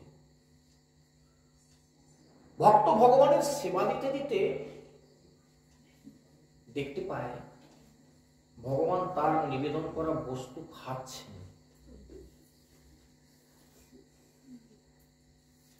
এরকম অনেক লীলা আছে, খাচ্ছেন। শুধু তাই না, খেতে দিতে দিতে ভগবান তার হাত থেকে ছাড়িয়ে নিচ্ছে। আপনাদের কাছে লীলাটা বলছিলাম না, যে এদের কতটা ভক্তি দেখুন। আমরা তো খুব সুন্দর সিমছাম পোশাকে থাকি। যে বলছিলাম না যে চরণ পাহাড়ি দর্শন করতে গিয়ে বৃন্দাবনে দেখলাম রাজস্থানের লোক, সম্ভবত তাদের পোশাক আশাক দেখে মনে হচ্ছে রাজস্থান থেকে এসেছে। তো তারা এসে গাড়ি থামিয়ে ওই পাহাড়ের পাদদেশে বন জঙ্গলে ওখানে ওরা একটু বিশ্রাম করছে, স্নান টান করে ওখানে একটু খাওয়া দাওয়া করবে। এরা কি খাবে? যে যার সে তার রান্না হলো, তোমরা সবাই আসন করে বসে যাও, আমরা যেমন বাস রিজার্ভ করে গেলে এরকম কাণ্ড করি, ওরা তা না। যে যার সে তার ভোগ রান্না করছে, যে যার সে তার ভগবানকে দেখাচ্ছে, খাচ্ছে। কিরকম ভোগ রান্না? দাঁড়িয়ে খুব উৎসুক বশত দেখলাম এদের ভোগ রান্না কেমন, এদের ভোগ নিবেদন কিরকম। ঝোলা থেকে আটা বের করে ফেললো এতগুলো, একটা কাঁশিতে করে জল দিয়ে মেখে ফেললো এত বড় একটা ধাঁধা, যে থাবড়া থাবড়ি করে এতটা মোটা, তারই মধ্যে যতটা বাড়ানো যায় ঠোকাঠুকি করে একটু বাড়িয়ে ফেললো, দিয়ে বনের গাছপালা ভেঙে একটা আগুন করলো। আগুনের উপরে ওই কি বলবো, ওটা রুটি বলবেন না পরোটা বলবেন না পিঠা বলবেন, যা বলতে ইচ্ছা হয় আপনারা বলবেন, ফেলে দিল আগুনের উপরে, দিয়ে দুটো খাঁচিতে করে তাকে একবার উল্টে দিল। পাশে কতকটা পুড়ে গেল, সেদিকে আগুন ধরে গেছে। আটার রুটি বেশি পোড়ালে সে পুড়তে থাকবে, এবার আগুন ধরে যাবে, কতকটা কয়লা হয়ে গেল। এইবার ওরকম দরাদরি পুড়াপুড়ি করে আর পুড়াপুড়ি করে তারপর ওটাকে বের করে ফেললো বাটি করে। এবার তার ছাই পঁশ কয়লা ময়লা ছাড়িয়ে, হ্যাঁ, ওটাতে একটু উচিত হচ্ছে যে ভগবানকে যা কিছু নিবেদন করেন না কেন একটু ঘৃত দিতে হয়, ভগবানের অত্যন্ত প্রিয়। এই জন্য অন্নভোগ লাগালে বিশেষ করে, অন্যান্য কিছুতে নাও যদি হয়, চেনা ভোগ দিলেও ওতে ঘি দিতে হয়। অন্নভোগ দিলে অবশ্যই এক ফোঁটা কিঞ্চিত মাত্র অন্তত একটা ছিটা হলেও দিতে হবে ঘিয়ের, হ্যাঁ, তা নাহলে ভগবান এটা গ্রহণ করতে চায় না। ঘৃত এত বছরে পালন করার লোক, ঘি খেয়ে খেয়ে মানুষ ভুলতে পারে। দেখেন এই জন্য ঘি একটু না দিয়ে চলে। এই যারা ছোটবেলা থেকে ঘি খেয়েছে না, মানে সে এখনো সে ঘি খেয়ে যাচ্ছে, একটু না ঘি দিলে তার ভালো লাগে না। তাই এ সেই লোক। তাদের ভোগ নিবেদন কিরকম, ওরকম পুরাপুরি করে মস টস ছাড়িয়ে হাতে করে এরকম তুলে দিল, এই নন্দলালা খালো, বাস ভোগ লাগানো হয়ে গেল প্রসাদ পেয়ে। তো একজন মহাজন বলছেন যে এখন ভোগ লাগাতে গিয়ে মানে তার উচিত ছিল যে একটু যদি ঘৃত ছিটকান দিয়ে দিত, দিয়ে যদি বলতো যে নন্দলালা খালো, তাহলে ভগবান খেয়ে নিত। তো এখন ঘি দেওয়া হয়নি, তো পট করে হঠাৎ মানে যিনি ভোগ নিবেদন করছেন মানে এ নন্দলালা খালো বলে দিয়ে বলছে, এ নন্দলালা ঘি নেই দিয়া, ঘি দেওয়া হয়নি, থাম থাম দাঁড়া, ঘি দেওয়া হয়নি। এ ভগবান বলবো না ঘি দিতে লাগবে না, তুমি যাও। যে গল্পটা করলাম এর সারাংশটা উপলব্ধি করুন। নন্দলালা তখন বলে ঘি লাগবে না, এমনি দাও, অতই হয়ে যাবে। কিটা খাচ্ছে গো ভগবান? ভক্তের অন্তরের ভাব।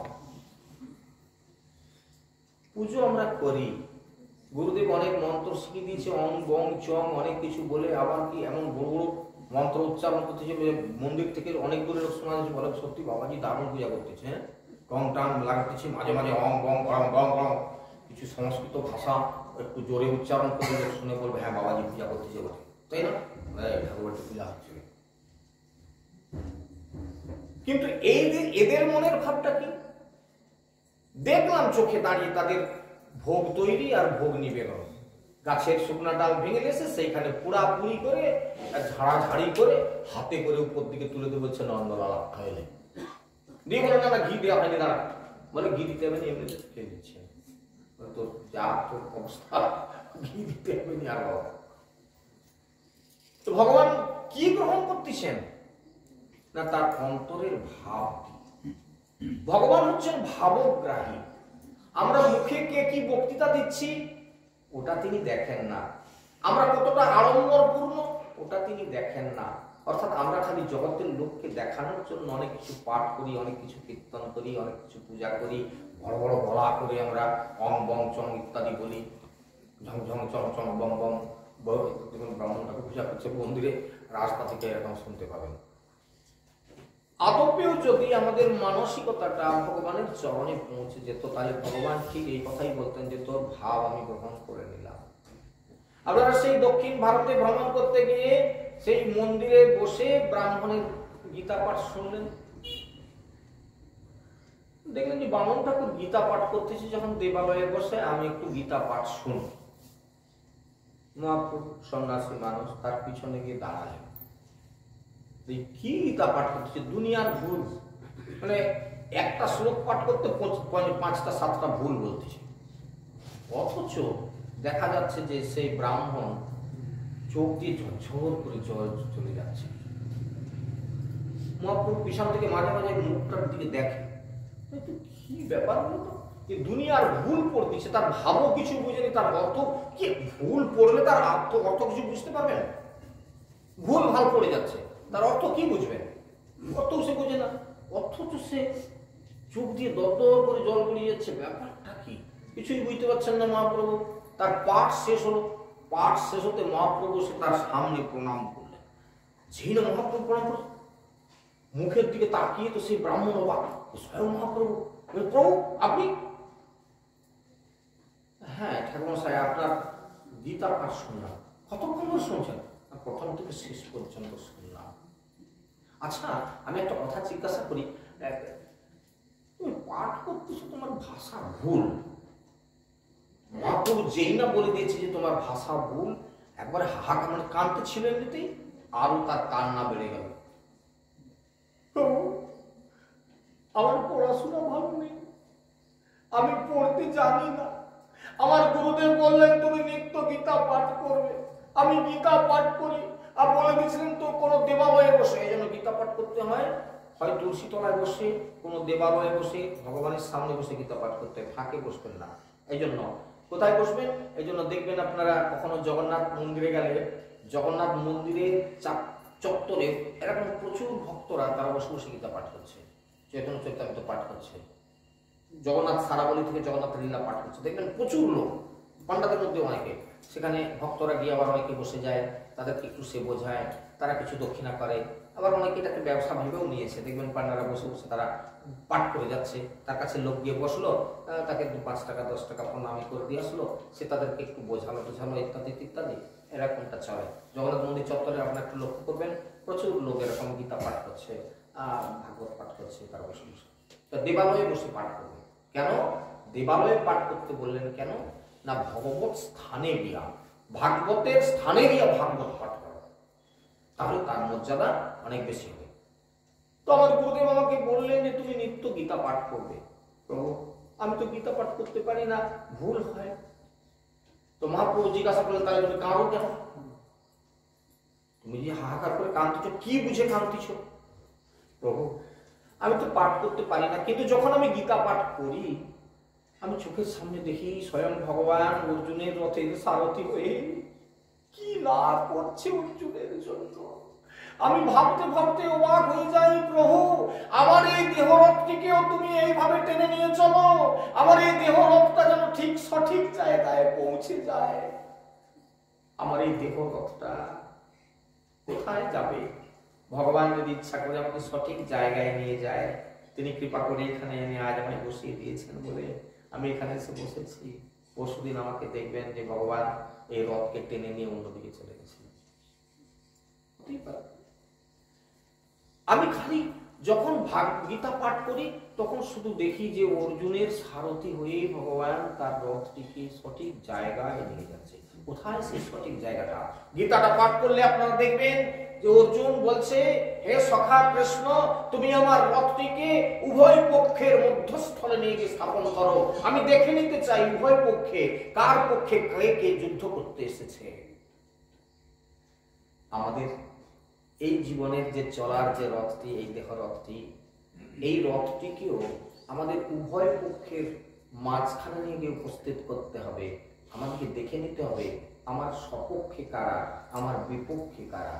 আমাদের সপক্ষ কারা? যারা কৃষ্ণ ভজন করছে, যারা আমাদেরকে কৃষ্ণ সেবায় সহযোগিতা করছে, এরা আমার সপক্ষীয় লোক। আর যারা আমার কৃষ্ণ ভজনে বাধা দিচ্ছে, হ্যাঁ, খালি সকাল থেকে হরি হরি হরি হরি মালা নিয়ে বসে গেল, মাঠে একবার যেতে হবে, মাঠে শোষক লাগছে, সেদিকে ওষুধ দেওয়ার নাম নাই, হরি হরি হরি শশা চলবে, ধান নষ্ট করে খাবে। আচ্ছা যাচ্ছি, থামো না, জবটা শেষ করো। এরা কারা গো? এরা আমার সংসারের প্রিয়জন। এরকম গালিগালাজ করে আমাকে মাঠে পাঠাচ্ছে, আমি একটু হরিনাম করবো বলে চেষ্টা করছিলাম, সে বলে মাঠে শোষকে খেয়ে যাচ্ছে ধান, এগুলো হরি হরি। কুরুক্ষেত্রের যুদ্ধে দুটো পক্ষ ছিল, এই সংসার কুরুক্ষেত্রে এরকম দুটো পক্ষ আছে। একটু লক্ষ্য করে দেখে নেন, সবাই আমার কি চায়? আমি রোজগার করে আনবো, আমার জন্য সংসার প্রতিপালিত হবে। কেউ তো চায় না যে আমি কৃষ্ণ ভজন করি, আর আমি কৃষ্ণ ভজন করলে সেই ভজনের দ্বারা আমি আমার ঊর্ধ্বলোকে পৌঁছে যাব। এটা আমাদের সংসারের কেউ চায় না। সবাই চায় আমি রোজগার করে এনে তাদের প্রতিপালন করি। এই করতে করতে আমাদের মনুষ্য জন্মটা চলে যাচ্ছে, বৃথা হয়ে যায়। আমি দেখি অর্জুনের রথটিকে নিয়ে তিনি যথাস্থানে স্থাপন করছেন, আর মনে মনে ভাবি আর কাঁদি, প্রভু আমার এই দেহ রথটিকে তেমনি ভাবে আপনি উপযুক্ত জায়গায় নিয়ে গিয়ে পৌঁছান। এই কথা ভাবি আর আমি তত্তর করে কাঁদি। মহাপ্রভু তাকে আরেকবার প্রণাম করলেন, বলে ঠাকুর মশাই প্রণাম আপনার চরণে, গীতা পাঠ করার অধিকার আপনারই আছে। তাহলে ভগবান কোনটি গ্রহণ করলেন? ভাবগ্রাহী। ভুল পাঠ করতেছে, কিন্তু তার যে ভাবটি, সেই ভাবের কথা শুনে তাকে আরেকবার প্রণাম করলেন নিজে। এরকম একজন ভুল বক্তা, তাকে প্রণাম করলেন মহাপ্রভু। কি কারণে? না তার ভাবটি উত্তর। কি ভাব? না আমি যখনই পাঠ করি তখনই দেখি যে অর্জুনের রথে সারথি হয়ে ভগবান কৃষ্ণ তার রথটিকে পরিচালনা করছেন। আমি কাঁদি আর বলি যে আমার দেহ রথটাকে উঠতে।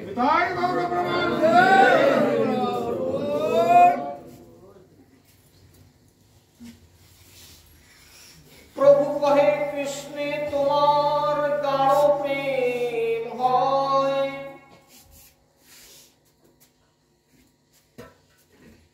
দেখুন এবার মহাপ্রভু তাকে বোঝাচ্ছে।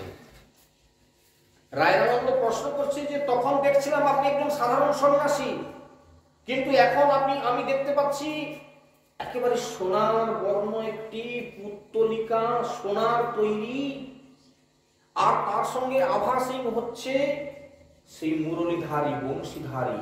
আভা সিং হচ্ছে যেন এই মানে উজ্জ্বল দিব্য কান্তি বর্ণের কাছে সে যেন ঢাকা পড়ে যাচ্ছে, অর্থাৎ বংশী বদন ঢাকা পড়ে যাচ্ছে এই কাঞ্চন পাঞ্চালিকার কাছে। এই রূপ কেন দেখছি? মহাপ্রভু কিরকম করে সমাধান করছে দেখো। এ তো তোমার মনের ভাব, এ তো তোমার মনের ভাব, যেমন আমার মনের ভাব। সে জিজ্ঞাসা করতেছি কিসের ঠাকুর গো, তোমাদের ঠাকুর কিসের? সিমেন্টের। সিমেন্টের। সেদিন একজন এসে আমাকে জিজ্ঞাসা করছে, আমার মন্দিরে এসে ঠাকুর দর্শন করলে, বলছে কিসের ঠাকুর, কিসের বিগ্রহ? বিগ্রহ না, কিসের তৈরি? আমি বলি যেমন দেখতেছেন পিতলের টিতলের হবে বোধ হয়। আমি তো জানিনি বাবা পিতলের কোথায় হবে, বলে অপিতল। আমি বললাম হ্যাঁ। একদিন ছাড়া একজন এসে জিজ্ঞাসা করলে কিসের ঠাকুর আপনার? তাহলে এটি কি না, এটি হচ্ছে আমাদের জড় বুদ্ধি। ওরে ঠাকুর পাথরের কি সোনার কি কাঠের, এটা বড় কথা নয়। তুমি কি দেখছো? দ্বিভুজ মুরলীধারী ত্রিভঙ্গ ভঙ্গিমা ঠাম, কে তিনি? তুমি এক নজরে বলো ইনি ভগবান কৃষ্ণ। তার মধ্যে কোন ধাতু অবস্থান করছে? ওটা কাঠের ঠাকুর কি মাটির ঠাকুর কি পাথরের ঠাকুর? ওই প্রশ্ন তাহলে তোমার ভাব অন্য দিকে চলে গেল। ঠিক সেইটা বোঝাচ্ছেন রায় রামানন্দকে মহাপ্রভু। কি বলছে? এই মতো তোমাদের কি হয় চমৎকার, অকপটে কহ প্রভু কারণ ইহার। এর কারণ কি? আমি যে রূপ দর্শন করতেছি এর কারণ কি? কখনো দেখছি সোনার পুত্তলিকা, কখনো দেখছি দ্বিভুজ মুরলীধারী সেই বংশীবদন রূপে, এর কারণ কি? রামানন্দ মন দিয়ে শোনো, কেন তোমার এরকম দর্শন হচ্ছে? যখন রামানন্দকে প্রকাশ করছেন কিরকম করে মহাপ্রভু। প্রভু কয়ে কৃষ্ণে তোমার গাঢ় প্রেম হয়, কৃষ্ণের প্রতি তোমার প্রগাঢ় প্রেম হয়েছে। আর সেই প্রেমের কারণ প্রেমার স্বভাব এই জানিহ নিশ্চয়, প্রেমার স্বভাবে জানিহ নিশ্চয়। যার যাতে প্রেম আছে, যার যার প্রতি ভালোবাসা আছে, সে তার তৎময় জগৎ দেখে। কি আমি যাদেরকে ভালোবাসি, যে লোকগুলিকে আমি যেন মনে হলো যেন এই ছেলে চলে গেল ইত্যাদি, কিন্তু আদতেও সেখানে সে নাই। কি না আমার ভাব, আমি যাকে ভালোবাসি তাকেই যেন আমি দেখছি বলে মনে হয়। রামানন্দ আসলে তোমার কৃষ্ণের প্রতি প্রগাঢ় প্রেম হয়েছে, কৃষ্ণের প্রতি তোমার অত্যন্ত গাঢ় প্রেম, আর প্রেমার স্বভাব এই জানিও নিশ্চয়। মহাভাগবত দেখে স্থাবর জঙ্গম, তাহা তাহা হয় তার শ্রীকৃষ্ণ স্ফুরণ। মহাভাগবত দেখে স্থাবর জঙ্গম, তাহা তাহা হয় তার কৃষ্ণ স্ফুরণ। যারা মহাভাগবত অর্থাৎ ভগবত প্রেমে তারা ডগমগ খাচ্ছে। কৃষ্ণময় জগৎ যাদের, কৃষ্ণময় হয়ে থাকে। কিছু মানুষ আছেন আজও জগতে আছে, আপনারা ধামে গেলে এরকম কিছু বৈষ্ণব আজও দর্শন পাবেন, যারা কৃষ্ণময় হয়ে আছে। কোনো প্রাকৃত কথা তার কাছে চলে না, প্রাকৃত কোনো লক্ষণ দেখতে পাবেন না। সে তার সবসময় নিমৃত চোখে হরিনাম করছে, কৃষ্ণ কৃষ্ণ বলছে, কাঁদছে, কখনো একদম কৃষ্ণময় হয়ে গেছে। গতদিনকে আপনাদের কাছে গল্প করছিলাম না, যে বাবাজির সঙ্গে দেখা করতে গিয়ে আমার মাথা ঘুরে গেল যে আমি হায়রে, আমি কোথায় এসে পৌঁছলাম। আমার মতন এরকম মূর্খ দুনিয়ায় যেন আর একজনও না থাকে রে। কি দেখলাম? এই জন্য বাবাজি বলে যে ওই রুমে তিনি থাকেন, গতকাল বলেছিলাম সম্ভবত। সে খাওয়া দাওয়া করে বিশ্রাম করছে, হাতে তার জপের মালা।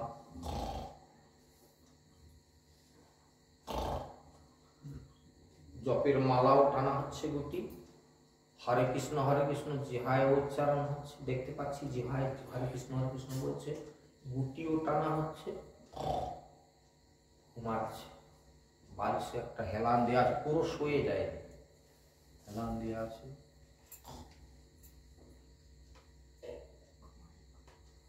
আমার যেটা উদ্দেশ্য ছিল যে আমি একটু ডাকবো, দাঁড়িয়ে গেলাম চট করে, হঠাৎ মাথায় বুদ্ধি আসলো না, ধীরে ধীরে করে দরজাটি ঠেলে দিয়ে আবার বেরিয়ে গেলাম, পরে আসবো বাবা, মহা অপরাধ হয়ে যেত। এই যে কৃষ্ণময়তা, এই ঘটনাটা আপনাদের কাছে তুলে দিচ্ছি আবার আজকে এই কারণে যে কৃষ্ণময়তা কাকে বলে দেখুন। ঘুমের মধ্যেও যে হরিনাম করে যাচ্ছে, চোখে দেখা ঘটনা, সমাধি বাড়িতে, নবদ্বীপ সমাধি বাড়িতে গিয়ে এই ঘটনা, এরকম বাবাজিকে চোখে দেখলাম। এই দর্শন পাওয়া সত্যি ভাগ্যের কথা। আমি খুব গভীরভাবে ভাবলাম, আমার খুব ভাগ্য যে একজন বাবাজিকে দেখলাম, ঘুমোচ্ছে কিন্তু কিরকম প্র্যাকটিসটা করেছে জীবনে দেখুন, ঘুমের মধ্যে দিয়ে হরিনাম চলছে। তাহলে এরা কি কৃষ্ণময় হয়ে গেছে, এরা মহাভাগবত। সেই জন্য বলছে মহাভাগবত দেখে স্থাবর জঙ্গম। এই স্থাবর জঙ্গম মানে বনপাতার পশু পক্ষী যদি কোনো ভাগবত দেখে, কিন্তু সে কি দেখবে, তাহা তাহা হয় তার শ্রীকৃষ্ণ স্ফুরণ। সে যতই স্থাবর জঙ্গম দেখুক না কেন, মনে হতে পারে তার ওই বোধহয় কৃষ্ণ দাঁড়িয়ে আছে, বাঁশি বাজাচ্ছে, এ তো তার মনের কথা, এটি তার ভাবের কথা। তাহলে যার যেমন ভাব তার সেই রকম ভাব। স্থাবর জঙ্গম দেখে না দেখে তার মূর্তি, সর্বত্র হয় নিজ ইষ্টদেব স্ফূর্তি। যে যেটার ভজনা করে সেই ইষ্টদেবকেই সে দেখতে থাকে, এটাই তার ভজনা। রামানন্দ, তোমার অন্তরটাই তো আসলে কৃষ্ণময়, তাই তুমি আমার মধ্যে এরকম দেখছো। আসলে আমি সেরকম লোক নয়, আমি সাধারণ একজন সন্ন্যাসী, তুমি ভুল করছো বাবা। রামানন্দ বলে অত ভুল আমি করি। কি হ্যাঁ, তুমি আমাকে বুঝাচ্ছ ভালো, তুমি আসলে তো তোমার তো জিহ্বায় সরস্বতী স্বয়ং বসে আছে, তুমি যাকে যেরকম বোঝাতে পারো বুঝিয়ে দাও। হ্যাঁ, তুমি আমাকে বুঝিয়ে দিচ্ছ, তাই না? সর্বভূতেষু য পশ্যেদ ভগবদ্ধামমাত্মনা ভূতানি ভবত্যাত্মাদ্যবে ভগবতোত্তমং। য সর্বভূতেষু আত্মনা ভগবৎ পশ্যেদ আত্মানি। কোথায় এইটা তুলে নেওয়া হয়েছে? নবযোগীশ্বর সংবাদ শ্রীমদ্ ভাগবতম থেকে। হবি নামক যে যোগীশ্বর কথাটা বলছেন, সেই কথা বলতে গিয়ে এই শ্লোকটা তুলেছিলেন। এই শ্লোকের অর্থটা কি? বলছে রাজা নিমিকে বোঝাচ্ছে, হে মহারাজ নিমি, যিনি সমস্ত ভূতের মধ্যে নিজের উপাস্য ভগবানের বিদ্যমানতা দর্শন করে, সমস্ত ভূতের মধ্যে নিজের ইষ্ট দেবতাকে দর্শন করতে পারে, যিনি স্বীয় উপাস্য ভগবানের সমস্ত প্রাণীকে দর্শন করেন, অথবা নিজের চিত্তের মধ্যে যে ভগবান যার মধ্যে স্ফুরিত হতে থাকে, ভগবানের স্ফুরণ ঘটে। এই জন্য আমরা দেখতে পাই কখনো সখনো যে কেউ কীর্তন করতে করতে দরদর করে কাঁদছে, কেউ ভাগবত কথা বলতে বলতে ঝরঝর করে চোখে জল আসছে। কেন? কৃষ্ণ স্ফূর্তি হয়, স্ফুরণ ঘটে। কৃষ্ণ কথা বলতে বলতে, কৃষ্ণ নাম কীর্তন করতে করতে স্ফুরণ করতে থাকে ভগবানের। অর্থাৎ কি, ভগবান আর ভক্ত তখন একাকার হয়ে যায়, তখন তার মধ্য দিয়ে সে প্রকাশিত হয়ে পড়ে। ভগবান থাকতে পারে না, সেই ভক্তের মধ্য দিয়ে প্রকাশিত হয়। রামানন্দকে এমন একজন পাত্র পেলেন মহাপ্রভু, ধীরে ধীরে করে তার মুখের কথা শুনতে শুনতে রামানন্দের মধ্যে তিনি প্রকাশিত হয়ে গেছেন। তাই তো রামানন্দ আজ সমস্ত ভূতের মধ্যে তিনি আজ সেই সন্ন্যাসীকে আর সন্ন্যাসী দেখতে পাচ্ছে না, দেখছেন সেই বিভুজ মুরলীধারী। কখনো দেখছেন যে সোনার পাঞ্চালিকা, কাঞ্চন পাঞ্চালিকা, অর্থাৎ গৌরবর্ণ সেই সোনার রঙের মতো তার গায়ের রং। নিজের প্রেমের অনুরূপ প্রেমযুক্ত রূপে দর্শন করেন তিনি ভাগবত উত্তম, যিনি ভাবকে চোখে দর্শন করতে পারেন, নিজের ভাবটিকে প্রকাশ করে নিজে দর্শন করতে পারেন, তিনি ভাগবত উত্তম বা ভাগবতোত্তম বলা হয়েছে তাকে। হ্যাঁ, তিনি ভাগবত কথার প্রকৃত যোগ্য ব্যক্তি, তিনি ভাগবত কথার প্রকৃত যোগ্য ব্যক্তি। মহাপ্রভু তাকে কি সুন্দর ঘুরি পেঁচিয়ে কোথায় নিয়ে গেলেন দেখুন। বলছে, রামানন্দ তুমি ভাগবতোত্তম, অর্থাৎ তুমি ভাগবত কথা বলার যোগ্য পাত্র, তাই তোমার কাছে বসে বসে আমি ভাগবত কথা শুনতেছি। রামানন্দ বলে, দেখো দেখি, আমি আবার আরেক কথা বললাম তো সে আমাকে এত সুন্দর বুঝালো দিয়ে আমাকে আবার উপর দিকে তুললো। হ্যাঁ,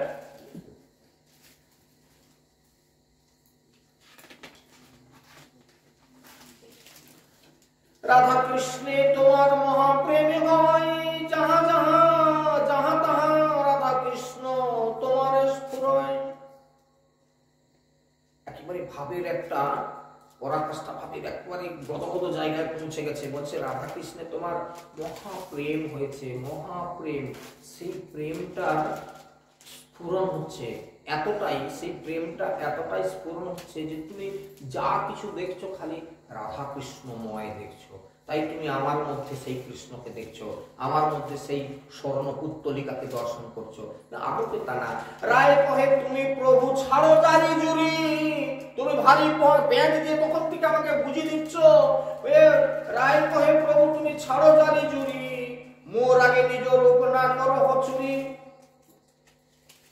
তুমি আমাকে খুব বোঝাচ্ছ না, তুমি লুকিয়ে যাবে। কিন্তু প্রভু তা হবে না, আমি তোমাকে দেখে ফেলেছি, আমি তোমাকে চিনে ফেলেছি।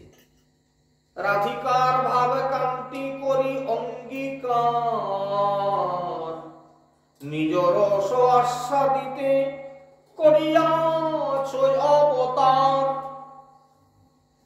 রাধা কৃষ্ণ রসাস্বাদিতে করিয়াছ অবতার।